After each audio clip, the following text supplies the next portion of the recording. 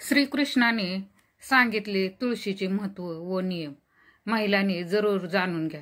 दुर्लक्ष करू नका. लक्ष्मी माता घरातून कधी निघून जाईल कळणार देखील नाही. श्रीकृष्णाची पत्नी सत्यभामेने अहंकाराने कृष्णाचे सुवर्ण तुला केले.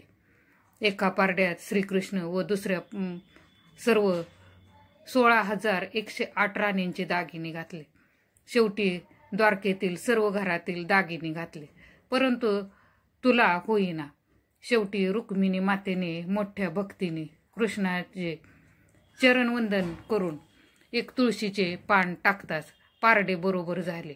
सर्व फुलझाडामध्ये तुळसच सरस आहे. हिंदू धर्मात तुळशी पूजेचा विशेष असे महत्त्व आहे. तुळस ही आरोग्यासाठी बहुगुणी तर आहेच, पण त्याचबरोबर पवित्र देखील आहे. तुळशीचे अनेक फायदे आहेत. घर कितीही मोठं असो वा छोटं, प्रत्येक घरात तुळशीचे एक रोप किंवा तुळस वृंदावन असतेच. ज्या घरात तुळशीचे रोप आहे तिथे नेहमी सकारात्मकता राहते. देवी लक्ष्मीचा त्या घरात कायम वास असतो. म्हणूनच लोक तुळशीची पूजा करतात. तुळशीची पूजा केल्यास भगवान विष्णू देखील प्रसन्न होतात.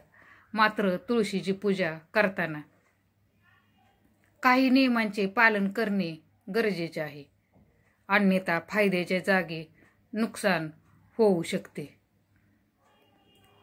तुळशी पूजेचे काही नियम आहेत ते माहीत करून आपण घेऊया. नंबर 1, रोज सकाळी स्नान करून व स्वच्छ कपडे परिधान करूनच तुळशीला जल अर्पण करावे. असे केल्यास भगवान विष्णू आणि माता लक्ष्मी दोघांची आपल्यावर कृपा राहील. नंबर 2, मात्र जल अर्पण करताना एक चूक मात्र भगवान विष्णू आणि माता लक्ष्मी यांना नाराज करू शकते. ती म्हणजे रविवारी आणि एकादशी दिवशीला कधीच तुळशीला जल अर्पण करू नये. या 2 दिवशी देवी तुळशी भगवान विष्णूसाठी व्रत ठेवले, त्यामुळे या दिवशी तुळशीला जल अर्पण केल्यास तिचे व्रत तुटू शकते. नंबर 3, तसंच रविवारी आणि एकादशीला तुळशीची पाने तोडू नये, तसंच स्पर्शही देखील करू नये. नंबर 4, सूर्यग्रहण आणि चंद्रग्रहणाच्या दरम्यान तुळशीच्या पानांना स्पर्श करू नका. तसंच तुळशीचा पाणी देखील तुळशीला देऊ नका. या दिवसात तुळशीची पूजा देखील वर्ज्य आहे. नंबर 5, ग्रहण काळात जेवणात व पाण्यात तुळशीची पाने टाकण्यासाठी ग्रहणाचे वेध सुरू होण्यापूर्वीच ती तोडून घरी ठेवा. नंबर 6, स्नान न करता तुळशीच्या रोपाला स्पर्श करू नका, तसंच जल देखील अर्पण करू नका. नंबर 7, अस्वच्छ हाताने चप्पल बुटे घालून तुळशीला स्पर्श करू नका. नंबर 8, तुळशीची पाने गरज असेल तरच तोडा. विनाकारण तुळशीची पाने तोडून ठेवल्यास घरात दुर्भाग्य येते. नंबर 9, तुळशीला जल अर्पण करत असताना एका मंत्राचा जप करावा. महाप्रसाद जननी सर्व सौभाग्यवर्धिनी आदि व्याधी हरा नित्यम तुलसी त्वम नमोस्तुते या मंत्राचा सतत जप केल्यास पूजेचे फळ मिळते. नंबर 10, तुळशीची पूजा करत असताना महिलांनी केस सुट्टे ठेवू नये. पूजा करताना केस बांधूनच करावे. नंबर 11, तुळशीत देवी लक्ष्मीचा वास असतो अशी मान्यता आहे. त्यामुळे तुळशीची पाने तोडताना नेहमी हात जोडून नमन करावे व परवानगी घ्यावी. नंबर 12, तुळशीची पाने कधीच सुरी, कात्री किंवा नखासारख्या धारदार शस्त्राने तोडू नये. नंबर 13, मंगळवारी तुळशीला जल अर्पण केल्याने भगवान शंकराचा कोप होतो. त्यामुळे मंगळवार रविवार तुळशीला जल अर्पण करू नये. नंबर 14, पवित्र तुळस बहुतेक लोकांसाठी सुरक्षित आहे. तथापि गर्भवती आणि स्तनपान करणाऱ्या स्त्रिया, गर्भवती होण्याचा प्रयत्न करणाऱ्या स्त्रिया आणि मधुमेह, हायपोथायरॉइडिझम असलेले लोक आणि शस्त्रक्रिया करण्याची पवित्र तुळस टाळावी. नंबर 15. तुळस घरात लावणे जेवढे शुभ मानले जाते तेवढीच वाळलेली तुळस ठेवणे ही अशुभ आहे. वाळलेली तुळस घरात ठेवू नये. ज्या जागे नवीन तुळशीचे रोप लावले, वाळलेली तुळशी घरात ठेवल्याने नकारात्मक ऊर्जा निर्माण होते आणि घरात आर्थिक संकट वाढू लागते. तुळशीची माळ घालण्याचे बी काही नियम असतात. नंबर 16. घरामध्ये कोरडे तुळशीचे झाड ठेवणे शास्त्रात अत्यंत अशुभ मानले गेले आहे. कोरडे तुळशीचे झाड घरात ठेवू नका. त्यापेक्षा ते ताबडतोब जमिनीत गाडले पाहिजे आणि किंवा वाहत्या पाण्यात वाहून दिले पाहिजे. वाळलेली तुळस चुकूनही पेटवू नका. तुळशीला जाळणे म्हणजे स्वतःचे नुकसान करण्यासारखी मानले जाते. नंबर 17.